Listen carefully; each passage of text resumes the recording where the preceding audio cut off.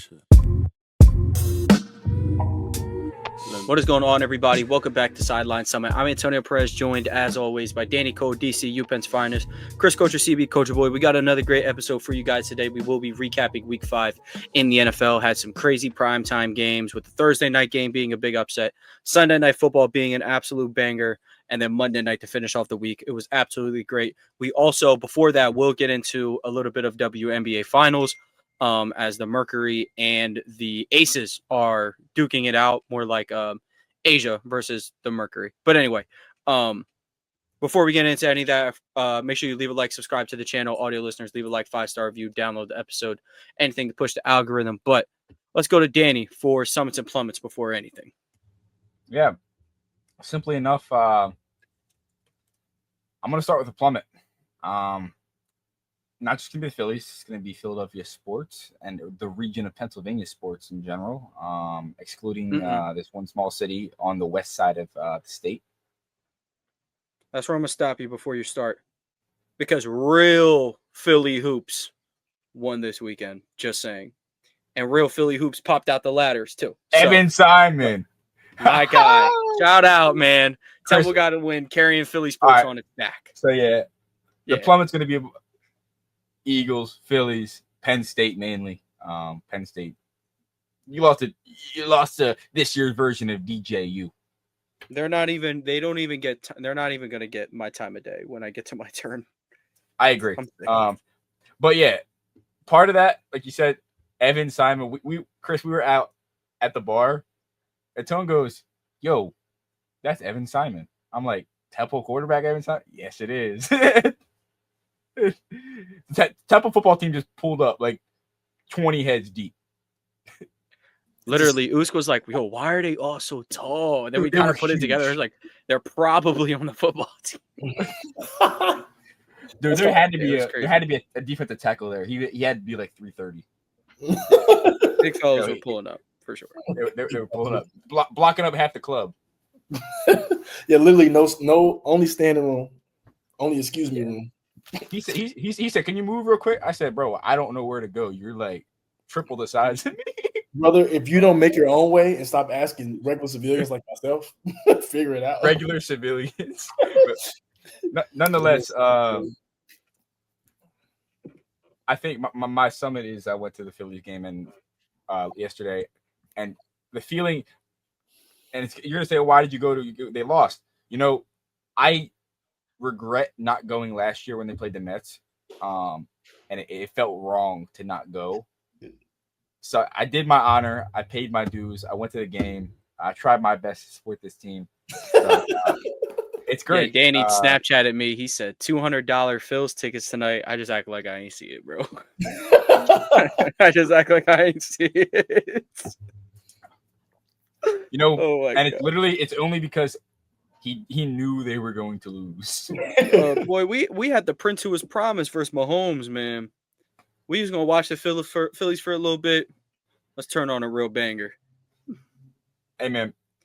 Yeah, that's my thing. Like, I don't like baseball enough to where like I'm watching a good football game over my favorite baseball team, like for sure. That's fair. Dude, it could be. I'm gonna be honest.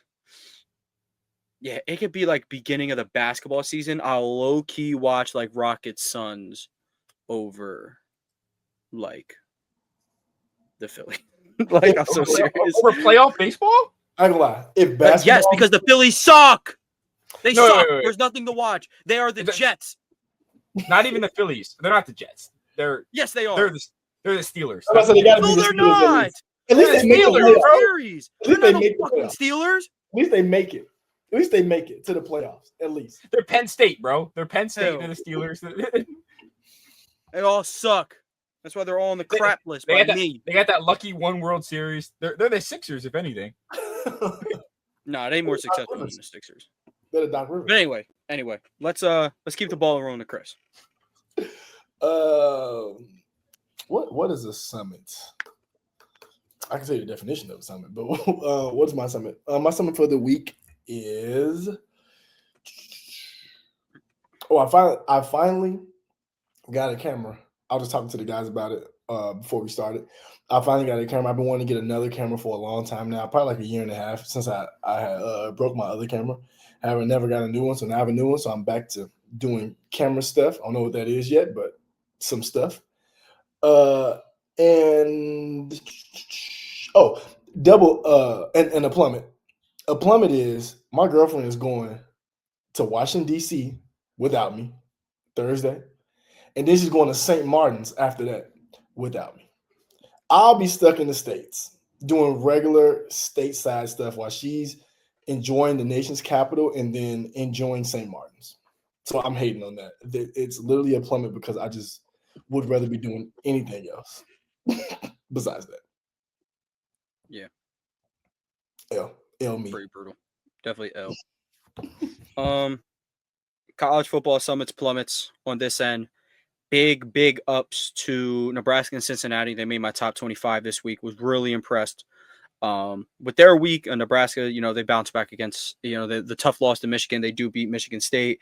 Cincinnati, upset of the week. They beat Iowa State. They were up big too. Before, they held on. That's more so the point. So big shout out to them. A lot of the kind of like the three teams that have been like grouped together all year. Georgia Tech, Missouri, Michigan, big ups as well. They kind of move into that top 15. Now they're really threatening for a playoff spot, at least according to the standings. And then thou shall not be named, clearly, big plummet off the top 25. Absolutely inexcusable loss. And so is Texas. Texas dropped all the way out. Honestly, they could have been out a long time ago, but I was really just hoping that the offense could get, find some footing or whatnot, but they can never do it. So that's how college football is shaping out this week. But let's talk about the WNBA Finals real quick before we get into some football. The Las Vegas Aces are up 2-0 in the first ever best of 7 WNBA Finals matchup with the Mercury. A'ja Wilson up to her normal tomfoolery and whatnot, looking like, the best basketball player in her relationship and the best women's basketball player on the planet per usual. So let's go to Chris on this one. I mean, the Aces are up 2-0. If you looked at them halfway through the season, you would be severely laughing if someone told you they were back to this point. But it just got to the point where the guard play got solid enough and A'ja was just A'ja Wilson. So, talk to us about, the season turnaround of the Aces and what they can do to cap off these last 2 wins that they need to truly, I guess you could say, build on this dynasty that they got in the early 2020 so far. I will say this though, A'ja Wilson is like Michael Jordan and LeBron James in this sense, where it's like the season could be going terrible, but it's like as long as she's healthy, like you give it a puncher's chance. I think that's my favorite term to use, a puncher's chance. They took their puncher's chance and literally punched everybody and made it to the finals. So I think that's probably what's been the coolest part of the whole ordeal. And I think the thing for me is A'ja's been good all year. It's just team success wasn't there. And when the team started bad for a while, really bad for a while. And then she kept it going. They ended up picking it up. I think it's just good to see for all levels of basketball, no matter what your level of fandom is or whatever level you play at. This is good hoops to watch because it's like when you have a star player, but you have other stars as well, and everybody eats, and it kind of shows what can happen when it happens. Shout out to the Celtics for when you do that. It's just as simple as that. And I think for me, the Lynx and the Mercury were the most talented teams this year. So I felt 2 of those 3 would be at this point. And it's just cool to see that I feel like 2 of the 3 best teams that were there, even though the Aces were bad throughout the year, talent-wise, they ended up making it to the finals. So just good to see. 'Cause I think the Aces, they got a lot of hate for – people don't like Becky Hammond for some reason. They don't like A'ja Wilson's personality for some reason. So it's just cool to see people persevere through it. And yeah, I know that was weird. I learned that a couple days ago. That's the first time I'm learning that. What did A'ja do? I went down a rabbit hole on Twitter, and bro, it's a community of people who think she's very arrogant. I mean, we've heard the special whistle thing. We've heard that. But she's arrogant, gets a special whistle, and is mean, apparently.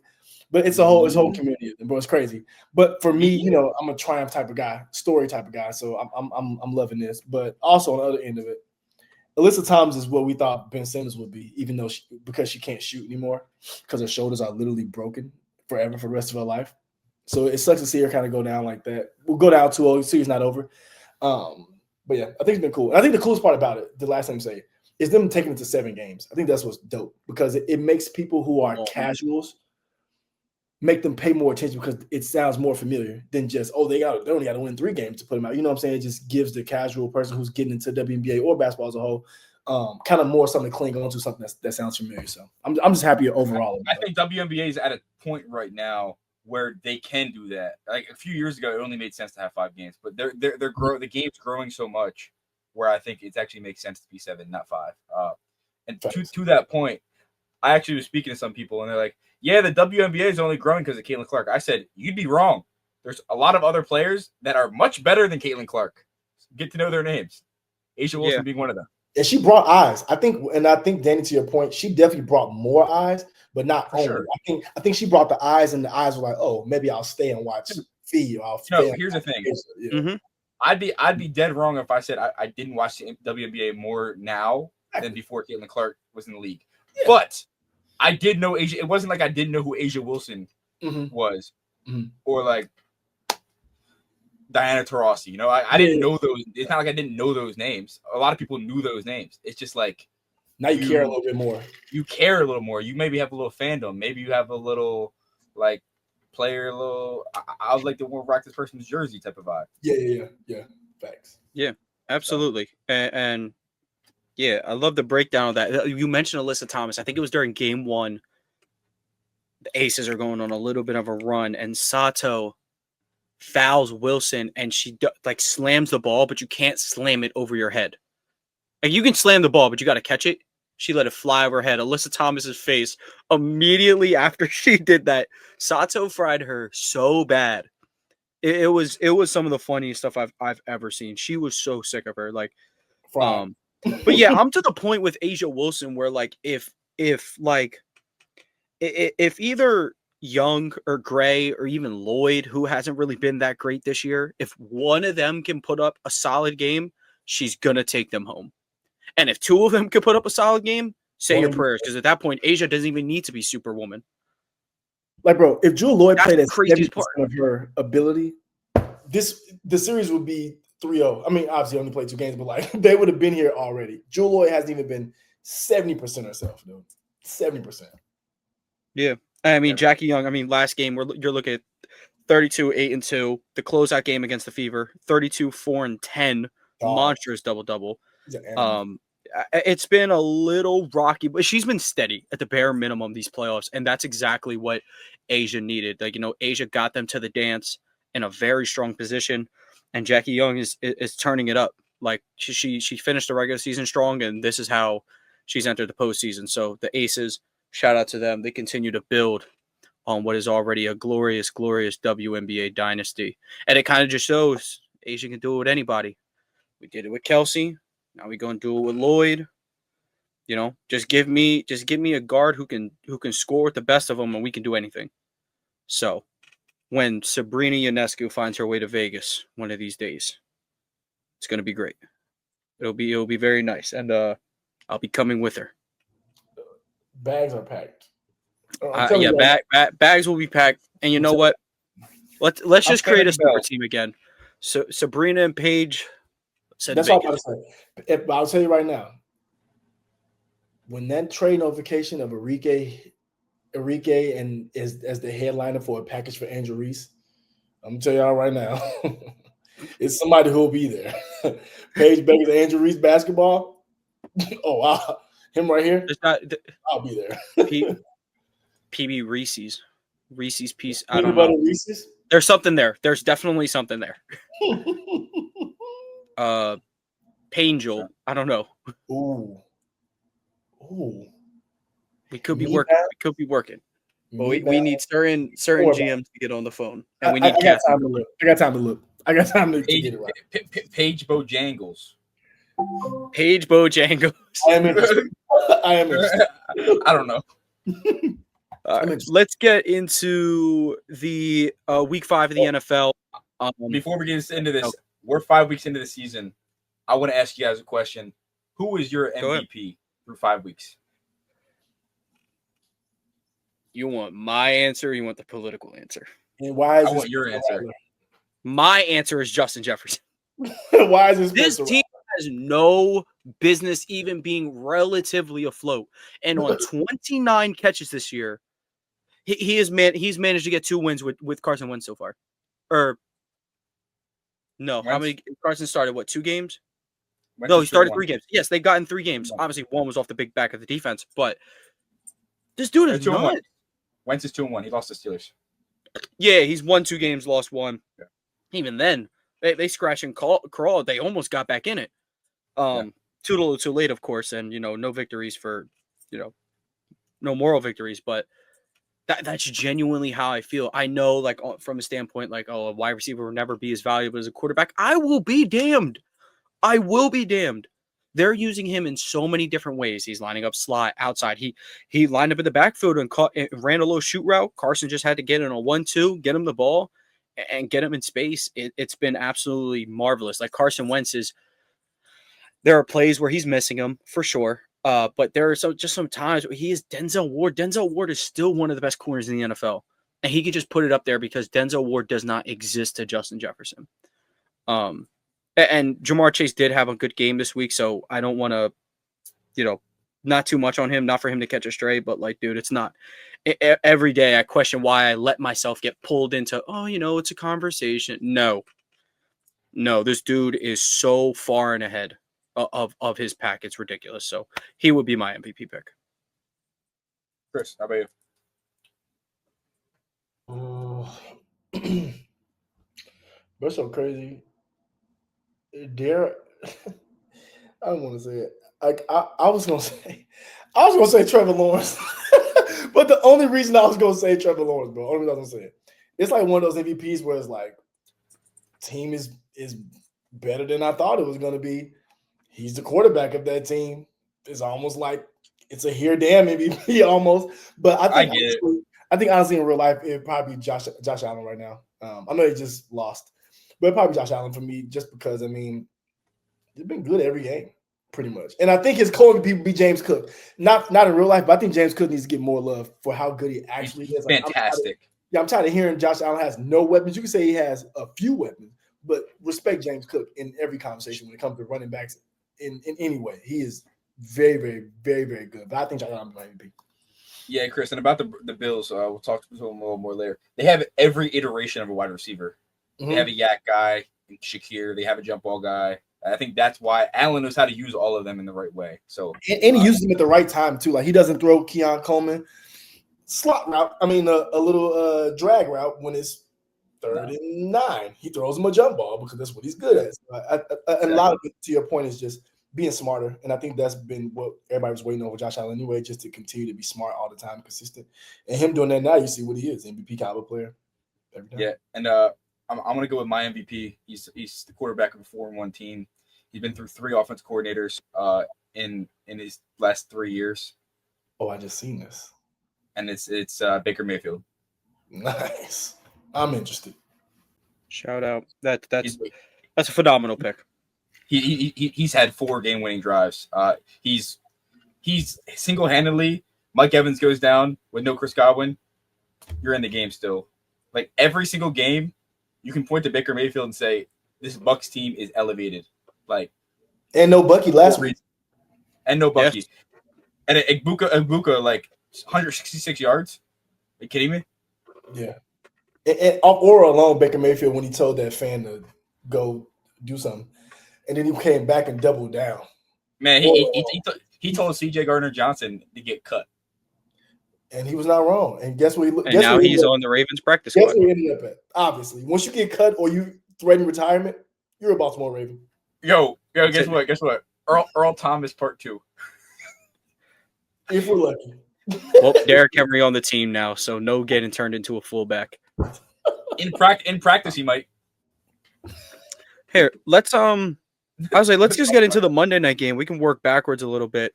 Jags Chiefs. Jags get the win 31-28. Lone Wolf them. Shout out. And I switched up last second. That was electric. Danny, I want to start with you in this one. I mean, Trevor Lawrence probably played the dumbest, greatest game I've ever seen in my life. For some reason, he doesn't know what the line of scrimmage is. He doesn't know what a game clock is. They said he plays football as if a baby deer was good at it. And they get the win. So tell me what you saw last night from the Jaguars. They're 4-1 now. What do you see? The team I see is I think I saw the Jags that you expected to see last year, and I think this team is having this coming out, maybe a year behind schedule, but it might have took a Travis Hunter personality in the building for it to happen. Trevor Lawrence might have needed the Liam Cohen calling his plays for it to happen. The reality is they've had talent for a long time now, and I think it just took the right person in the building to lead the talent. Like Urban Meyer clearly wasn't the guy a couple of years ago. And then you rock with Doug Peterson, and he seemed like this kind of stale, old school led coach. You bring in this new analytics driven, might be a little nerdy, but he fires his guys up, and he gathers them to play behind a purpose. So, and you see the defense. This defense, they had the number 1 overall pick a few years ago, who no one talks about. He's played fantastic. Yeah, I believe he was out last night, but he's played fantastic in his career, and nobody talks about Trayvon Walker at all. Most underhyped first overall pick I've ever heard, ever. Well, he also didn't play last night, but I will. That's what I said. I said he didn't play last night. Yeah. But the reality is, no one talks about him, and he's awesome. He's been very good in his career so far. Nonetheless, I think the major key point is players outside of Brian Thomas Jr., outside of Travis Hunter, have been making plays. You had Parker Washington, Diami Brown, Brenton Strange, who just went on IR, so I want to see how well they fare without him. The injury bugs start to hit a bunch of NFL teams. I think week 6 is the point where you see who can survive when their best player is hurt. Who can survive when your defense is missing 2 edge rushers. So I'd love to see how this Jags team move forward. Yeah, I absolutely agree. Now, Chris, the Chiefs were on the losing end of this thing. They're now 2-3, but I mean, at this rate, we were thinking it could have been a lot uglier. So how are you looking at things for the Chiefs going forward? There are clearly some things they could have done last night, things they got away with, and things they could have done last night to keep playing. Chris Jones could have definitely got Trevor Lawrence on that last play, but he decided, he wanted to take, the best seat in the house instead. So how are you, if you're the Chiefs, how are you looking at things going forward? How do you, are you taking this one on the chin? Do you kind of have to lock into playoff mode early? What do you think for them? Maybe our 12th man doesn't work anymore. Unfortunately, the rest can't help. Losers. No, I'm just kidding. In all reality, though, I think that was one you had to have, in the sense of the Jaguars, although we're 3-1 coming into the game, that feels like a team the Chiefs should beat. Just like historically speaking, it feels like Chiefs should beat that team. And I think the Worthy coming back, it made a big impact, but also not really, because Worthy, I don't know if I want him catching 7 passes for like 60 yards. You know what I'm saying? I would rather him do a little more. So it's like, I mean, you got to get him back acclimated. So I get that part of it, but it's like, I don't know. And I think what the Chiefs are getting away from that they do, especially when it comes to playoff time, is running the ball more. Kareem Hunt, I mean, he red zone merchant, but when he gets down there, he's getting in the end zone. And then Pacheco looked better yesterday than what I've seen. I don't know. I think it's just, if I'm the Chiefs, I'm a little sad about losing that game, because I don't think anything, we got a couple things that bounced our way. Our team didn't necessarily play bad. Got an uncharacteristic jump turnover by Patrick Mahomes throwing directly to the linebacker there. But I mean, I think if I'm the Chiefs, I'm a little disappointed, because I feel like as a team, they played well. Harrison Butker, I forgot he was that bad at kicking now. He might have to find a new job or get his CDL or start living for Amazon Prime or something, because he might be done. But I think outside of that, the team looked really, really good. And I think if you're the Jaguar, you should feel good about it, even though you stumbled literally into the win. I think for the Jaguars, you feel good, but for the Chiefs, you might be a little upset. I think everybody played pretty well for the most part. Yeah, I would agree. I think Brashard Smith could use some more touches. He Yes. only got 4 touches last night, not including the kick returns, but he's just so explosive with the ball in his hands. And it's a different change of pace. Like Pacheco and Hunt just want to run everybody over. And, why not get in there? It's going to make somebody miss, not, at least give the defender a chance to bring them down, even if Pacheco is, incapable of being brought down on the first guy. So yeah, I absolutely agree with y'all. I agree with Danny's take on the Jaguars. Yeah, and I agree. Like the Chiefs were 3.5 point favorites, and they're on the road, so they were really like 6 point favorites. And yeah, that's one you should have. But I mean, absolutely statement win by the Jaguars. I would say you're 4-1, best start in nearly 2 decades. Trevor Lawrence has yet to really play his best ball. He's six touchdowns, 5 picks on the year. And even though that last night's pick he got hoed. We can be real. But he makes mistakes that a high school football player makes.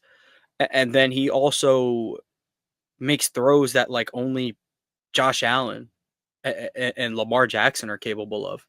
Like that throw to Brian, okay, he takes the most horrific sack in 1 minute drill.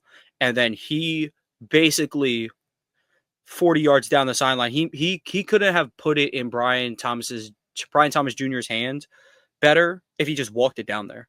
That's instantly a Trevor Lawrence classic. That's one of his best throws ever. That was pretty sick.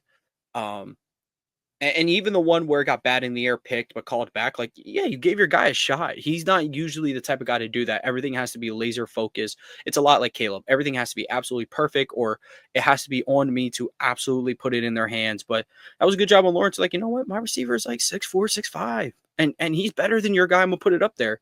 It's a little low, but it resulted in the best. The baby deer fell twice and then got up and scrambled it to the end zone. It was pretty remarkable work. But let's go to the primetime game from the night before. Bills. I kind of want to ask you a question to start here. Drake Maye or Trevor Lawrence? Which one would you want to start right now? Oh, yeah. To start a franchise? I think I would. Same age. Imagine they're the same age. Take age. Don't take age into account. Okay, but taking what we know now into consideration? Yes. I'd say Maye. I think I would say Drake Maye.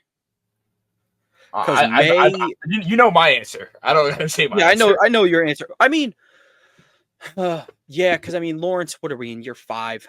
We're in year 5 with Lawrence, and we're still kind of doing some of the dumb stuff. But it's crazy because he's got even better tools than Maye. What quarterbacks in the league can say that? But Maye, Josh Allen. Maye, I think the same issues as Trevor. A little bit of some bonehead stuff. Pocket presence is good. Throwing from the pocket is weird sometimes. He's better on the run. Airmail, yeah. Drake Maye, first guy ever who's better on the run. But Maye is, I think, a little bit better out of structure so far. The accuracy's better. Lawrence is the better runner for sure. I think Lawrence has always been an underrated runner. I would say Maye though, but if you really wanted to have a conversation, you could. Yeah.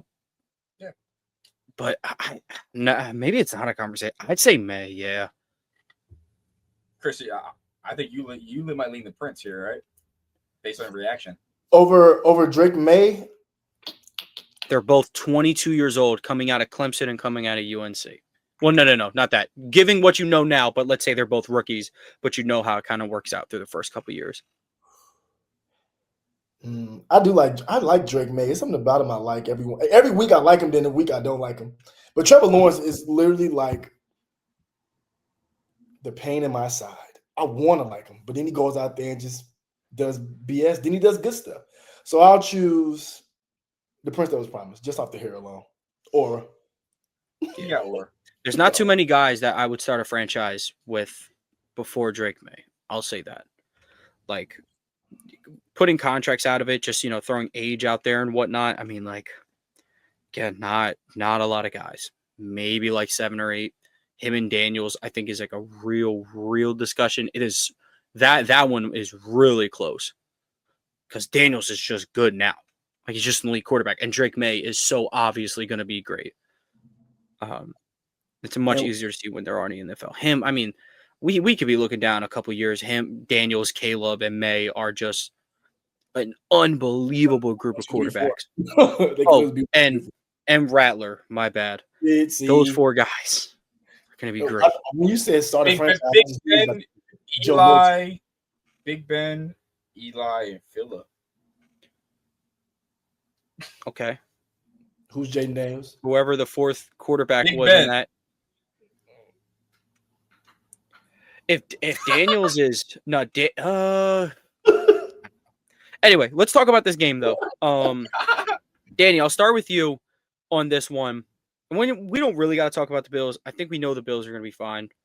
Just don't turn the ball over 3 times, and you probably win the game. But yeah, let's talk about Drake May and the Patriots, man. Absolutely statement win. Danny, you picked the Bills, but I don't think anyone's happier to see a Patriots win more than you. So talk about it. What'd you see from May? What'd you like? Was there anything they weren't running the first couple weeks that you think really went into this win? What do you say? The Patriots team has 2 bad losses. The Pittsburgh Steelers loss can be attributed to 5 turnovers. You take better security ball, and you win. You beat the Steelers, and they lost week 1 against the Raiders, which you can account to flukes and jitters.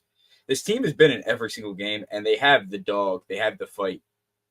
They have Mike Vrabel. They have I don't know how to describe it, but he has the it factor as a head coach. He has the Jim Harbaugh effect, where the guys love to play for him. The defense generates pressure. They know how to run stunts and stay in their gaps. They're very, very sound on defense. Christian Gonzalez is the best cornerback in the NFL. It's him or Surtain, whatever one you want to choose. But I'm going Christian Gonzalez because the plays I see him consistently make and lock down best receivers in the NFL week after week. It's just remarkable. As your friend, I am about to hold you accountable. You did say Patrick Surtain was the best defender in the NFL. I did say that. And now he's not even the best player at his position. Yep. Yeah. Not only is Christian Gonzalez not the best corner in the NFL after seeing Keon Coleman, that is, I mean, he simply has not been on the field enough to justify that take. But just had to hold you accountable on that real quick because that's contradictory. That's fair. I think Christian Gonzalez is phenomenal. I think at worst he's 2. He ain't better than Quinion. So, anyway, Chris, Chris, what'd you? No, it ain't. You got to play a certain amount of games, and you got to go about against a certain type of players. Actually, you know what? Because I like Christian Gonzalez too. Let me not do that. But Chris, what did you? That's hard for you to do. You know how I feel. Look, man, just play some games. Stop being hurt. That's more my problem. That's the only thing with him too. I love Gonzalez. He's got to be out there. But Chris, what'd you think about Drake May? What'd you think about the Patriots in this one? I mean, they take down one of the AFC elites. Absolutely staple win. I mean, they got to be kicking themselves over this Raiders loss right now. No. Yeah, but I do want to say before I say anything, long live Antonio Gibson's ACL. I hope he's all right because I like Antonio Gibson as a football player, but also I've seen him off the field a couple times. Pretty good guy. So ACL. Yeah, literally. But for the Patriots, I think it's a good win, man. I think even with the Bills turned over 3 times, they didn't say Hutton hand you the ball. You had to go take it away from them. So I give them kudos for that as a defense. That defense looked pretty good. Offense looked pretty good. And I think Drake May has to literally take the Josh Allen approach. Give it to everybody where they're best at. Stephon Diggs, wherever you find them, everybody else, pick a spot. I think that's kind of what it was for them. And I think that's how it should be. Kind of use the spread the ball around tactic that Josh Allen has been using. And I think they can have more and more success because I think that defense is only going to get better and better as they play more together and are healthy together at the same time because they look elite at some points. against the Bills. So that's kind of what I took away from the game. Great win from the Patriots. I think I said it too, like when we were talking last week. It could be one of those wins where like maybe next year or like, some time down the road, they can lean back on a really good team win like this against the reigning MVP, and a person could be going for the second one and a team that's threatening for the Super Bowl. So good win overall. Yeah, absolutely. And the Patriots, we were talking about like, okay, the Bills are now the Patriots, and this division is so weak that no one will compete with them. But no, the Patriots put their foot down. They're like, you know what? We got the coach that can he can coach with anybody in the NFL. We have a quarterback that he's young. He does some stupid things, but dang it, he's as accurate as anybody in the NFL. He can create out of structure as good as anybody else in the NFL. And the difference between, people talk about, oh, he could be Josh Allen and whatnot. Here's the difference. Josh Allen, when drafted, everyone's like, okay, he needs a couple years. Drake May was already kind of good. Yeah, he's a bit of a project-y guy, but it's like, this one won't take nearly as long as like an Allen, a Richardson, a Rodgers, a Jordan Love. Like, this guy's like, okay, you could throw him in first year and he can learn that way, and we'll figure this thing out. So, yeah, absolutely agree with you guys on that one. Let's go to an absolute banger of a game, from the uniforms to the time of day they played to the quarterbacks to the Ohio State receivers. Bucks Seahawks was an absolute banger between two of the 2018 draft class quarterbacks. First two guys off the board, actually, in Sam Darnold and Baker Mayfield. Danny, I have to start with you. So many of your guys in this game. Darnold, a guy you believed in before the season, said, he can rock out without KOC. You proved me wrong on that one. Baker Mayfield, obviously our guy, but, very strongly your guy. JSN and Egbuka. Egbuka, you were calling he was going to be wide receiver 1 for the Bucks before the season. And JSN, we were all big on JSN, even though you did say Quentin Johnson was better than him coming into their draft. But we'll ignore that. But I did do that. Yes, you did do that, but I do forgive you because I saw your thought process. But anyway, absolute classic of a game. You just called Baker Mayfield your MVP. Just what's going through your mind watching this game? This seems like two playoff teams dueling it out and going shot for shot. This felt very two top of the tier quarterbacks dueling it out. And, the way they play is very methodical. It's very, I don't know, Tom Brady coded for both of them. And you're going to be like, what? Like, both of them play like that? No, it's the way they just drop back and just pick apart defenses. They see zone, they know what they see. And Sam Darnold's arm talent was never an issue. He used to throw 5 picks at a game when he played for the Jets against the Patriots. He couldn't read a defense.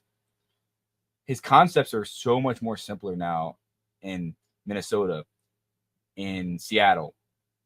And I think a lot of this is attributed to, it's going to be, aside from this game, Darnold developed when he was in San Francisco. When Darnold sat behind Shanahan, and then he got to see the other offensive brilliant mind, KOC, this man just kept getting better and better. And the Seahawks are only looking up from here. They're 3-2. They beat a team that's 3-1, the Pittsburgh Steelers. Whether it was good defense, it was kind of a random day of things happening that day. And their two losses are 2 4-1 teams. One team that is just getting it done somehow, some way, and that team was at their healthiest at that point. And the Bucks on an absolute god level of play by Baker Mayfield. Yeah, and I think that more the season goes on, the more we'll see the Seahawks team get better and better. And with it, there were some question marks about the Seahawks team going the season. Oh, you're signing a 30-year-old Cooper Kupp. Oh, you're signing a quarterback who was only good for 1 year of his career so far. Your head coach isn't really proven. Can you actually be good? You went and drafted a bunch of defensive players. They all answered these question marks. This team quietly can go from a what if to a yes, I'm here. And I think they're doing that in the making. Yeah, absolutely agree. I don't know if this is an official stat. Darnold had 6 incompletions. Mayfield has 10, or he had 4, so it's 10 combined. That has to be the least amount ever by 2 quarterbacks combined, or it has to be up there. Mayfield, first quarterback ever in the regular season to throw for 375 more yards and 4 or less incompletions. I think there was a stat. I think this is the first NFL game where both quarterbacks threw for 300 or 350 plus. I think it was 3 touchdowns and have a 80, like a 70% completion percentage or something like that. They both. This is like a pure quarterback Classic. duel. Pure classic. Yeah, and Baker Mayfield versus Mahomes back in the day. Yep, those who know. But Chris, I'm gonna go to you. Like I was just saying earlier, we have 2 Ohio State receivers going crazy, two vet quarterbacks on the bounce back going crazy. But out of all those things, what stood out to you the most in this game for either squad? That Mike McDonald could be my head coach instead. That is exactly what stood out to me in this game. No, but seriously, I think what stood out the most was, hey, y'all know me. When it comes to this football game here, we talk. I love a good playmaker, and that shows that OSU is not that far back. I'll tell you that. And I think the thing is, for me, I think that although Baker Mayfield has the Mike Evans, they're security blankets for each quarterback, and Ibuka's earned that in 5 games, already becoming that. And I think that's probably what I shown. I think the confidence that Darnold and Mayfield showed in the young guys, I think just proves for what they will be going forward. Like how I know, like that first year was about Thomas and Neighbors. I think as it goes on, it can be about Ibuka and JSN. I know different draft years, but same college. I can feel that. I think they looked seasoned as receivers. Like every play that needed to be made, any yak yard, they got everything. And I think that's probably what stood out the most. And I think for a team with very strong running backs, plural, in Charbonnet and Kenneth Walker, and then Bucky, even though he was out, and Rashad White, I think me being most impressed by first and second year wide receivers was the thing that stood out the most to me. Just because I think they were the best players on the field, personally, in my opinion. So yeah, that's what stood out to me the most. And I think it was just a duel between, I think one of you or both of you may have said it already, just a duel between 2 good teams right now. 2 teams that are playing really well. Even though, like I said, some had some close losses, they're still playing very, very well. I think that was just what it was. Just a really good football game overall that somebody had to win. It's not a Packers Cowboys game where it ends on the tie. Yeah, Yo, I agree. Does JSN Shane Waldron an apology? What Shane what in the world? What? Tom can't believe it. I want to know what this is about. Yeah, Shane how Waldron. are you going to say this? Shane Waldron got the only above average season in Geno Smith's career, was number 2 in EPA per play among Bears offensive coordinators in 2024, leading the Jaguars to their first 4-1 start since 2007. Leading the Jaguars. That's a sentence for sure. The Bears ended the season on like 7 consecutive losses. And Geno should be thanking him, not JSN. No, not JSN crazy. thanking him. JSN owes him an apology. Remember he went on the show? JSN owes Shane Waldron an apology. Anyway, yeah, and I don't know if Egbuka is going to end up being the best receiver from this class just because of the upside of guys like Hunter and McMillan. But right now, he's clearly the best. Right now, he could make someone's All-Pro ballot, like for sure.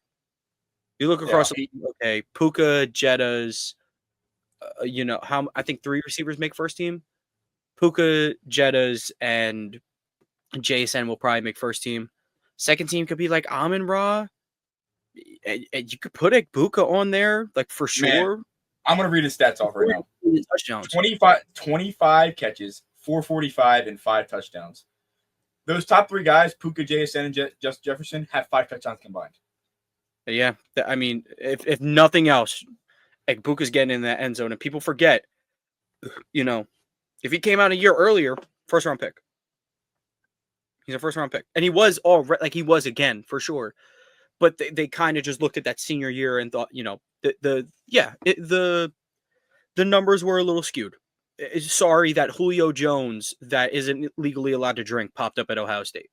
So, nonetheless, this next game we don't got to spend too much time on because we do got, a lot on the table here.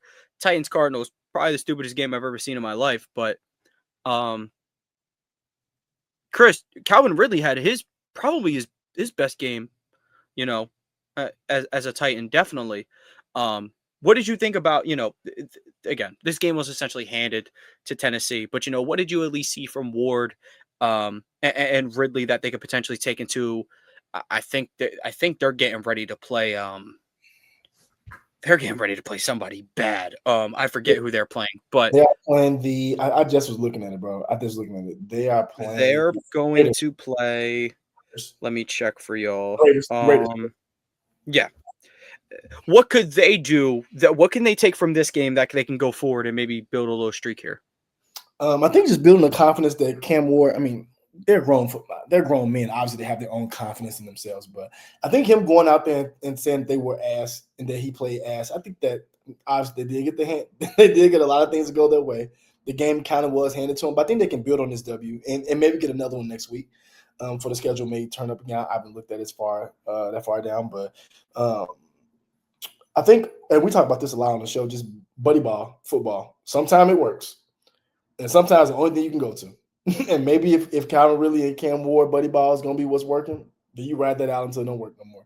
But I think what they have to do is continue to run the ball with Tony Pollard and get him involved in more ways, catches out the backfield, just get him involved in more ways. If you're going to have him out there, at least use him. But yeah, I think they could take some of this momentum into, even though they squeaked this one out, I think they played better as a group. So they could just carry that into next week. Well, this week. Yeah, I think they had the luckiest win of all time. Yeah. They had for sure. They had a player on a 70-yard touchdown drop the ball. Fire. Which okay is a skill issue, but like the Titans did nothing to help that, so it's luck. Yeah, they got lucky. Issue. And then though, they had their quarterback. They had a quarterback throw an interception, and then the guy who fell on the ground after intercepting the ball, and then the ground caused the fumble, and then two of the defensive players kicked the ball into the end zone, and then a dude who doesn't get hit ever in his career jumped on a ball. Explain that. Skill issue, I say it's not luck. You know what? This is a hard-earned win. I take it back. That's crazy. No, it's genuinely nasty. It's nasty for sure. Like Cam Ward walked him down at the end of the game. So I'll give him props where it's due there. But the reality is, I don't see much luck like this consistently continuing to happen. I like what I see from the team. I like seeing a team walk someone down at the end of the game. You like seeing Carson Wentz do that. You like seeing Baker Mayfield do it. You give Cam Ward, who is one of my favorite quarterbacks in the NFL, you give him his flowers, talk about dropping the ball right in the bucket. Like, that's what he did. So, look, there's been plenty of quarterbacks that we're seeing have this clutch gene. Lawrence did it last night. Ward did it in this game. So, if anything, the Cardinals start to question what is their issue. They're not good. They're not. It's rough. Like, they offense looks good on paper. Too bad the game's played on grass. It's crazy because Trey McBride's awesome. Marvin Harrison's awesome. Their offensive line is like weird. I think Kyler's going soon. Yeah, he wasn't lying. He was like, "I hope I'm here to see it." They were talking about stadium renovations or whatever. But yeah, the craziest thing is, I think this team improved with the pocket passer. And like, I'm not saying you give them Tanner McKee and they're better, but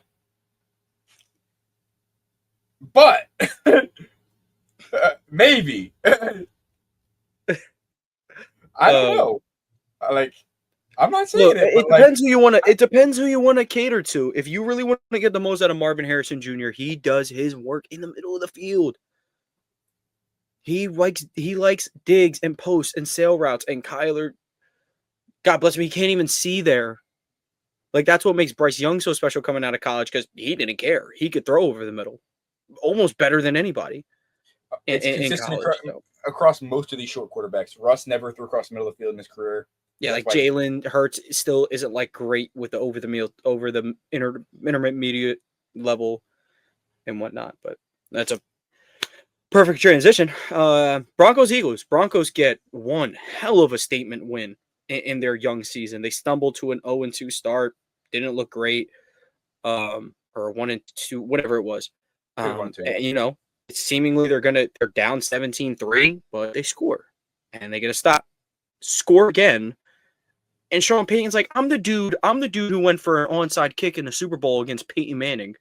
Going for 2 against the current league's best team in the NFL or whatever. This is cake. This is the easiest decision I ever made.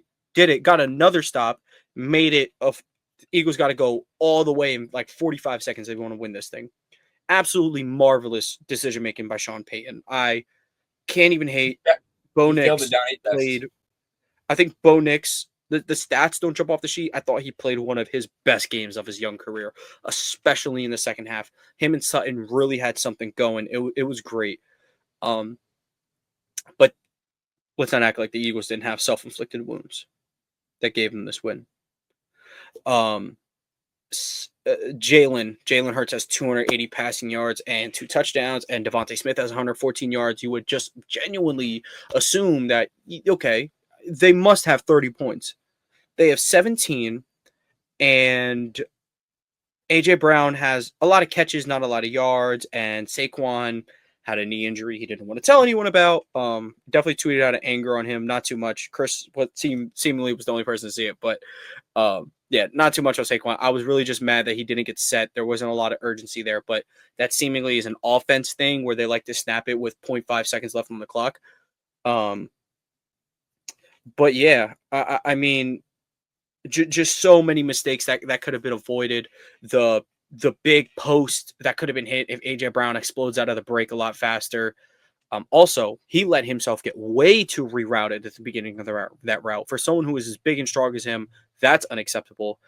Jalen Hurts wasn't perfect either. I mean, a lot of passing yards, but I thought he missed some pretty decent shots. I mean, I think the only person I'm not mad at this game is Devontae Smith. And he missed out on a bunch of yards. I think the Eagles should they lost the game, and they should have won. Is the reality. They shot themselves in the foot with multiple penalties. Yeah, they have yet to play a good football game. Yet they should have won every game. Yeah, the luck they've yet to play 60 minutes of football. They've played like 15 minutes of football in each game. Seriously. And we saw what happens when they play 60 minutes of football. The Super Bowl happens. So good luck to the NFL. Good luck to the NFL, because the Super Bowl, if they put anything together when they lock in, it's like geeked versus locked in. They are geeked every game, and then the playoffs happen. It's like the only person who is locked in every game is Jalen Hurts.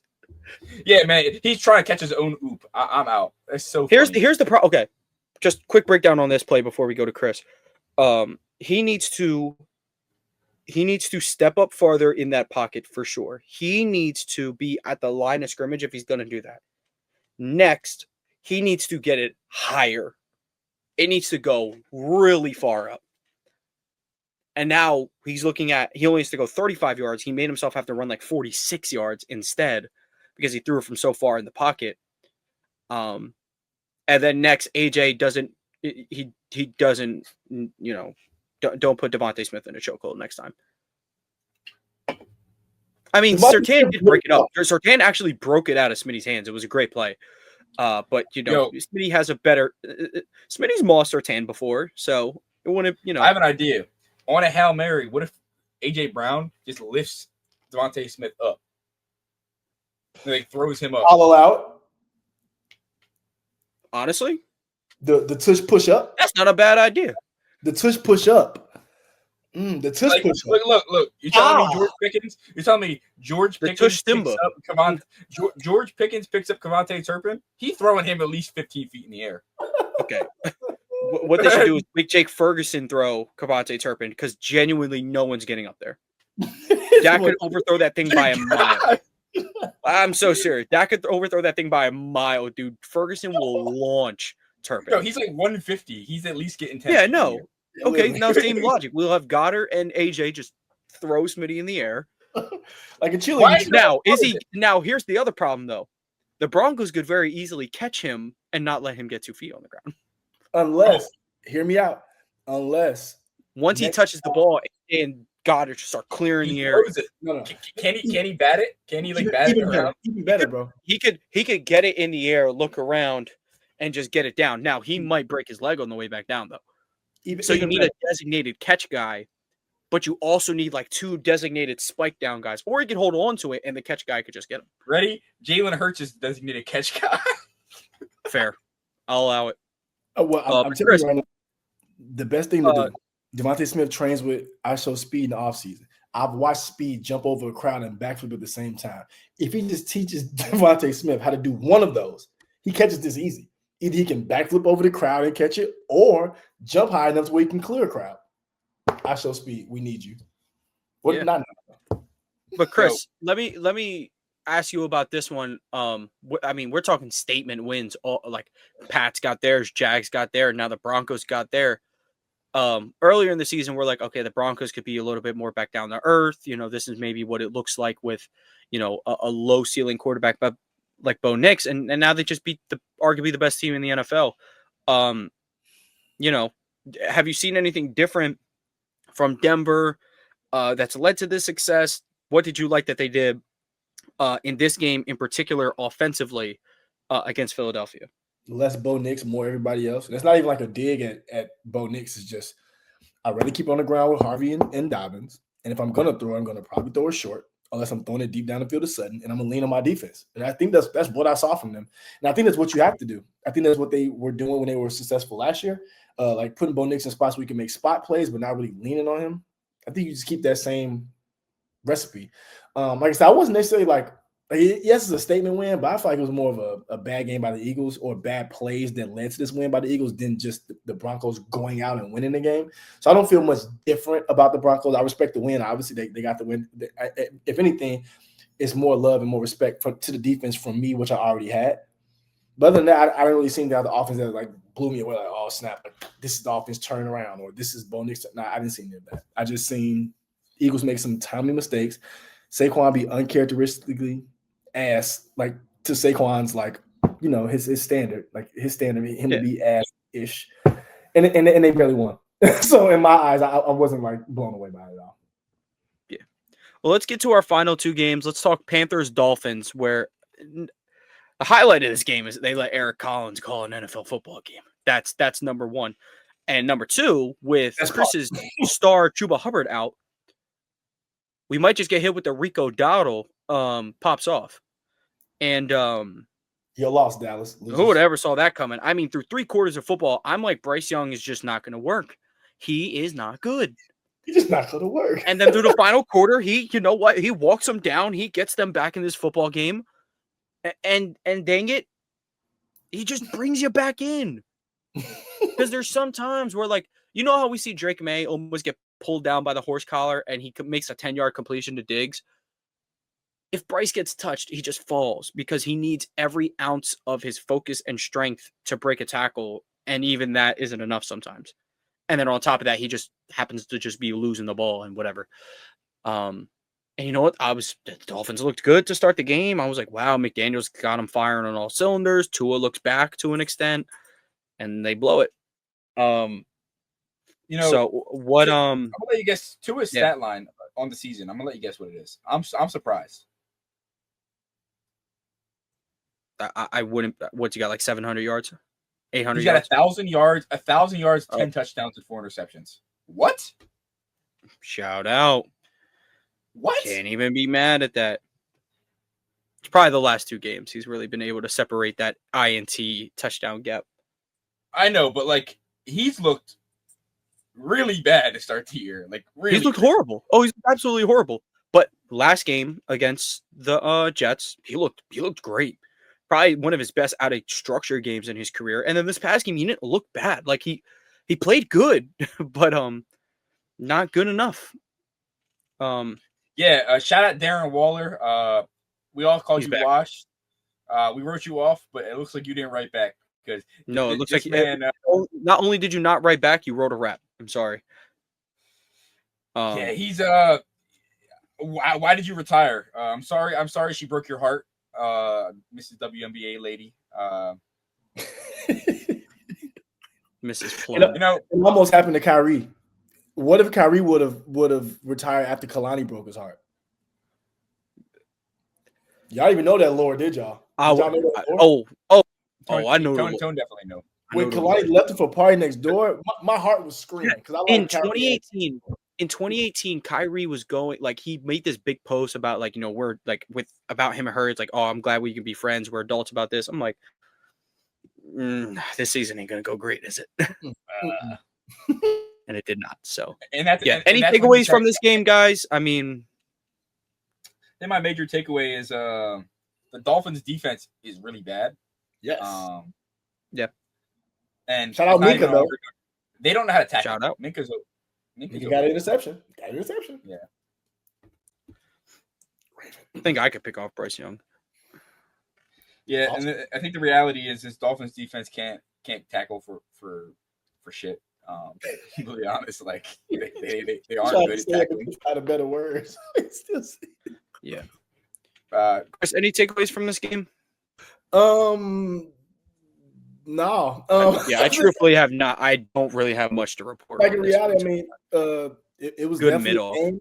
It was definitely a game that happened in the National Football League on a day of the week, and it was a close game, by the way. But I think I want to say shout out to Rico Dowdle because I think one thing about the NFL is just taking advantage of your opportunities, and he took advantage of this opportunity. And I think not just going to make it hard for when Chuba comes back, but if a team needs a running back mid-season, you may have found yourself another job. Just type of deal, like just. I think he looks really good. I think he looked good for spurts in Dallas as well. So I think it was just a good game for him. I don't know if it was a Miles Sanders type game where it's a 1 out of every 9 weeks, but it could be. Welcome back, Jay Ajayi. Jay Ajayi.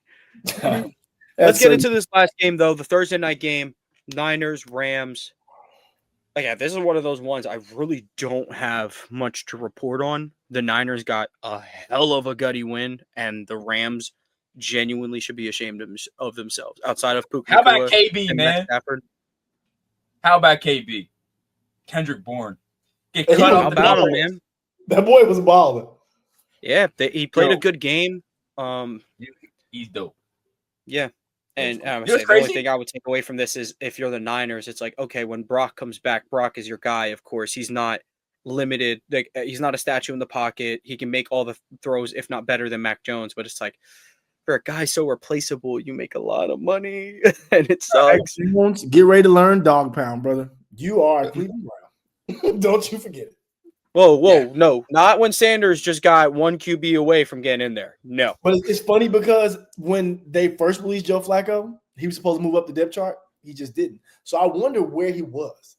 Was he QB 6 and they didn't have a slot at all? So they just had him far down because now he's 2. It's only 2 on the roster. Doesn't matter. And Deshaun Watson, Predator, won't be playing football. So I think it's safe to say we'll be seeing Shador at some point. No disrespect to Gabriel. I mean, but if you get 3 more games, how he did in that first game, it's kind of like, okay, we can kind of tell we're limited with you. And we have another rookie quarterback who is a little bit more creative than you. He ain't like Cam Ward, but at least I will tell you, Gabriel impressed me with his placement against what I think is a very good defense in the NFL. He came in there and he operated an offense that looked potent at times. So I will say potent. I think his deepest throw of the day was like 15 yards. Quinshon Judkins looked great. Yeah, I said he operated the offense. I didn't say he looked potent. I said the offense looked potent. The offense didn't look potent. That's my problem. This offense scored 17 points. And everything was relatively underneath. They didn't trust him to throw deep. All right, quick question. Since 17 points isn't potent, and the Cooper Rush put up 10 points, Cooper Rush or Dylan Gabriel? Dylan Gabriel, 100% of the time. Agree. Okay. At least give me anything about this. Anything about this Niners Rams game for y'all? One thing I want to mention outside of Kendrick Bourne, the Niners team. I feel like the same thing happens every year. their entire team gets hurt. What are they doing? Literally. Like, Okay, but this time they're winning though. Yeah, this time they're staying afloat. You know the It's Niners rare. Danny, you know the Niners got every time I look up, I'm like, oh, I didn't know he was on the Niners now. I say that 3 times every time I watch them play. Like it'll be somebody like, oh, I forgot he was on the Niners. It's just out of nowhere. But the one thing I want to say about the 49ers, though, I don't care. People saying, oh, it's too early. Christian McCaffrey touched the ball too much, too early. It's only been 5 weeks. I don't care. He's your best player. Give him the ball every single chance you get. If it's 30 touches, God damn it, it's 30 touches. Because he is that special when he gets the football in his hands. So I agree. You did bring in Brian Robinson to kind of take a load off. Trust me, I understand it. But Christian McCaffrey is that special when he gets the ball. I think some people might have forgotten over the last couple of years he's been hurt. I think these last couple of games, like, yeah, that's the C-Mac I know. Especially elite receiver about the backfield. Ayuk's back soon. I do want to mention the major call out of this game. They have the receiver room of the Chiefs when they beat the Super Bowl with the Niners. They got caught up. They said, wait, we lost to this team a couple years ago in the Super Bowl. Let's go get them. Sky Moore. They got MVS. They got DeMarcus Robinson. He DeMarcus Robinson, by the way. So like they said, Chief, we lost to you. All right, we're gonna steal all of them. We'll take Rams legend DeMarcus Robinson, I should say. Rams legend DeMarcus Robinson. Y'all have anything else to add on for that Sammy game? Watkins or DeMarcus Robinson? Who's bounced more? Ooh, Sammy Watkins. I don't have anything else now. That was all for me. But Sammy Watkins, Ravens legend, by the way. Yeah. Week 1 legend, for those who know. But thank you guys for tuning in. Again, if you're watching this on YouTube, leave a like, subscribe to the channel. Audio listeners, leave a like, 5-star review. From AP New Freezer, DC Comics, Culture by Migos. I said that backwards. Time out. AP New Freezer, Culture by Migos, DC Comics. Thank you guys for tuning in. We'll catch y'all later this week.